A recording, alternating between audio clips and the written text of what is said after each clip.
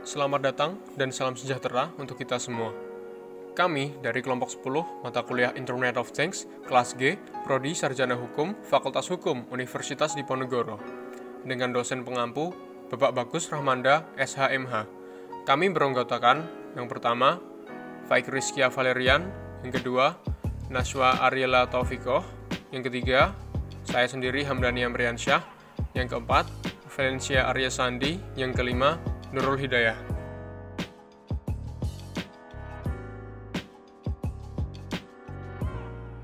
Definisi cyberlaw: pemanfaatan teknologi, informasi, media, dan komunikasi telah mengubah baik perilaku masyarakat maupun peradaban manusia secara global. Seiring dengan perkembangan teknologi internet, menyebabkan munculnya kejahatan yang disebut dengan cybercrime atau kejahatan melalui jaringan internet. Untuk menanggulangi kejahatan cyber, maka diperlukan adanya hukum cyber atau yang biasa disebut dengan cyberlaw. Cyberlaw adalah aspek hukum yang ruang lingkupnya meliputi setiap aspek yang berhubungan dengan orang perorangan atau subjek hukum yang menggunakan dan memanfaatkan teknologi internet yang dimulai pada saat mulai online dan memasuki dunia cyber atau dunia maya. Ruang lingkup cyberlaw. Secara garis besar, ruang lingkup cyberlaw ini berkaitan dengan persoalan-persoalan atau aspek hukum dari yang pertama, e-commerce, atau yang wujudnya seringkali kita kenal dengan istilah online shop. Yang kedua, trademark, yang berarti ciri khas atau karakteristik suatu merek tertentu. Yang ketiga, privacy and security, yaitu pengendalian informasi pribadi dan keamanannya. Yang keempat, content regulation, yaitu batasan mengenai konten apa saja yang boleh diunggah dan konten apa yang tidak boleh diunggah di internet. Yang kelima, copyright, yaitu hak untuk menyebarluaskan suatu karya.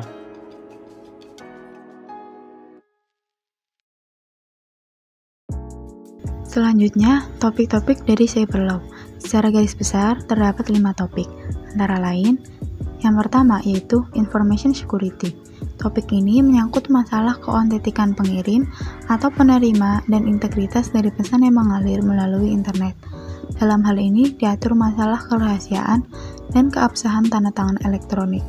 Yang kedua, online transaction, yaitu meliputi penawaran, jual beli, pembayaran, sampai pengiriman barang melalui internet. Yang ketiga, track-in electronic information.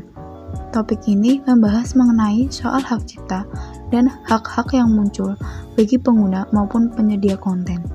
Yang keempat, regulation information content.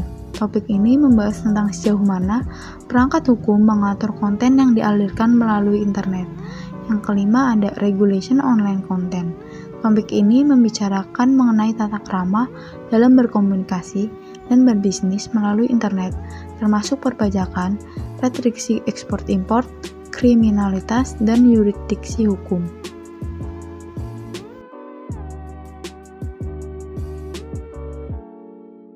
Selain kelima topik cyberlaw di berbagai negara tersebut, ada pula asas-asas cyberlaw yang meliputi subjective territoriality.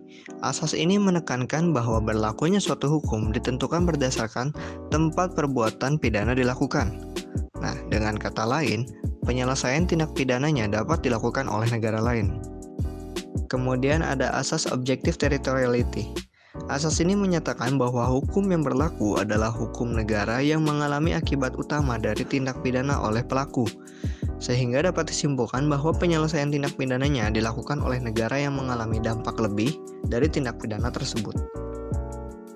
Ketiga, ada asas nationality, yang merupakan penentu bahwa negara mempunyai jurisdiksi untuk menentukan hukum berdasarkan kewarganegaraan pelaku. Ada asas passive nationality. Nah, asas ini menekankan jurisdiksi berdasarkan kewarganegaraan korban. Selanjutnya, protective principle, yang menyatakan berlakunya hukum didasarkan atas keinginan negara untuk melindungi kepentingan negara dari kejahatan yang dilakukan di luar wilayahnya, yang umumnya digunakan apabila korban adalah negara atau pemerintah. Selanjutnya, universality. Asas ini disebut juga universal interest jurisdiction. Pada mulanya, asas ini menentukan bahwa setiap negara berhak untuk menangkap dan menghukum para pelaku pembajakan. Kemudian, asas ini diperluas, sehingga mencakup pula kejahatan terhadap kemanusiaan. Misalnya, penyiksaan, genosida, pembajakan udara, dan lain-lain. Meskipun di masa mendatang, asas jurisdiksi universal ini mungkin dikembangkan untuk internet pirasi, seperti komputer, cracking, carding, hacking, dan virus. Namun, perlu dipertimbangkan bahwa penggunaan asas ini hanya diberlakukan untuk kejahatan sangat serius berdasarkan perkembangan dalam hukum internasional. Dasar Hukum Cyber Law. Indonesia telah resmi mempunyai undang-undang untuk mengatur orang-orang yang tidak bertanggung jawab dalam dunia maya. Dasar hukum cyber law di Indonesia sendiri terdapat di dalam Undang-Undang Nomor 11 Tahun 2008, Junto Undang-Undang Nomor 19 Tahun 2016 tentang Informasi dan Transaksi Elektronik. Beberapa pasal dalam UU ITE antara lain Pasal 27 ayat 1, Pasal 27 ayat 3, Pasal 28 ayat 2, Pasal 45 ayat 1, dan Pasal 45 ayat 2. Contoh pelanggaran terhadap cyber law yang sering terjadi di Indonesia. Pertama, pencurian nomor kartu kredit. Kedua, memasuki, memodifikasi, atau merusak homepage atau hacking. Ketiga, penyerangan situs atau email melalui virus atau spamming. Keempat, pencurian akses internet. Kelima, pengambil alihan situs web milik orang lain. Keenam, persaingan bisnis dengan menimbulkan gangguan bagi situs saingannya. Ya, itu saja dari kami. Terima kasih atas perhatiannya. Semoga bermanfaat dan mohon maaf atas kekurangannya. Sampai jumpa.